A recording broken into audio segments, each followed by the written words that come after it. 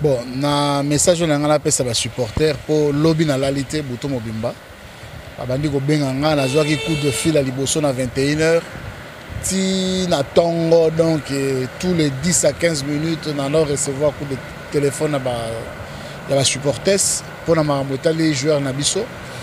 Oyo azweli bongo problème azali ya kokangama na commune ya Bandalungwa pour na makambo ya ba loyer na un pays. Yango lelo na kendaki kuna sur place nga moko na renosacquérir la situation et puis na bimisaye na régler ba problème wana to solo la ki pendant que to wanaki ko solo la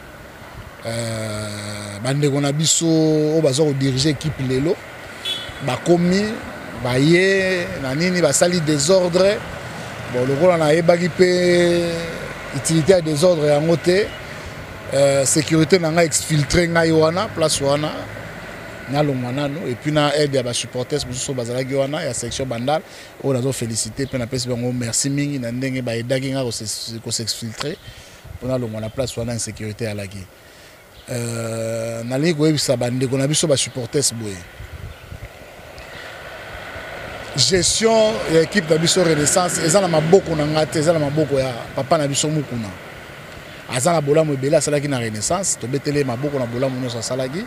Mais depuis un certain temps, ma bé comme moi belé, ma cocoso et côté belé na gestion de l'équipe et au sala que plus rien ne va, alors mais plus rien ne va. Et ça faute n'angate. Pour battre mon sous-temps, on va bien lobby, on est au fin d'anga, on va menacer, on va aller au sala le côté équipe est au coup fan azotala. Et elle est faute n'angate. Équipe monnaie le rôle la Renaissance, to wigo ya au sala mercenariaté. Tu vois ça là, cause la mécène, on peut s'embonner au félété. Ce c'est une équipe moi à balabala, équipe à quartier. Oui, on aurait fait le mercenariat. Mais les équipes nous à la première division. Il y a business. On vient faire de l'argent. Donc gagner des matchs, gagner des titres, c'est gagner de l'argent. Avoir des joueurs au haut niveau, ils allaient côté on paie plus cher qu'aux Zambon. C'est-à-dire équipe qui gagne bon, yo qui gagne bon. On vient dans une équipe en première division pour cela.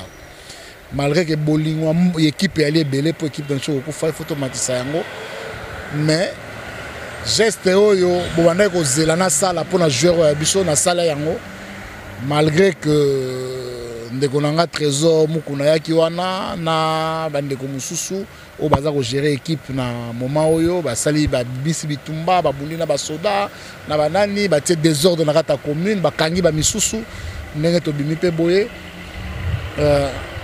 Bana Renaissance boza la calme na esino que boza la calme passe à Renaissance c'est comme na suka nango papa na biso mukuna sali déjà belé a sali ya to betele maboko ne na baki précédemment akende na kimia biso pe to tikali na kimia to même équipe na biso na kimia mais en tout cas nazo se rassurer bino que équipe na maboko na ngezala na maboko ya muta malamu pe na ndenge ya mal moral na ya en tout cas est très bas il est très déçu. Il n'arrive pas à comprendre les traitements au Renaissance et au Salaye.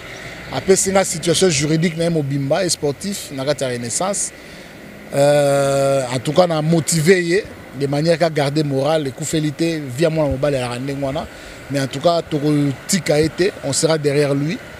Et puis, situation est que loyer na ye sika équipe etiaye et foutaka les souté ba foutaka na kokoso bana ba benga ba na permanence ndena ba ki amamboze belé mamna biso redescend to ba no lobaka ngo na poissaté na ba télévision té mais on va régler toutes ces histoires là on va régler ce qui papa mukuna lingi que to régler ngo pendant kaza président on peut se rencontrer to kutani to sololi to régler mama ngambwana ya ba petit détail mike sinon to Tobimisaye calmement na bobo tonyoso tobimisaye calmement robima calmement l'équipe wana na bobo tonyoso tozwa équipe to régler ba problème na nyoso mike équipe kozonga na haut niveau équipe kozonga ndenge moko na ba vita ndenge moko na ba DSNP makasi en tout cas asepeli makasi ndenge zali wana bon to solo na mikolo ya to si ça na makamna ya bimana no wana to lukele sika afanda place ba ko déranger te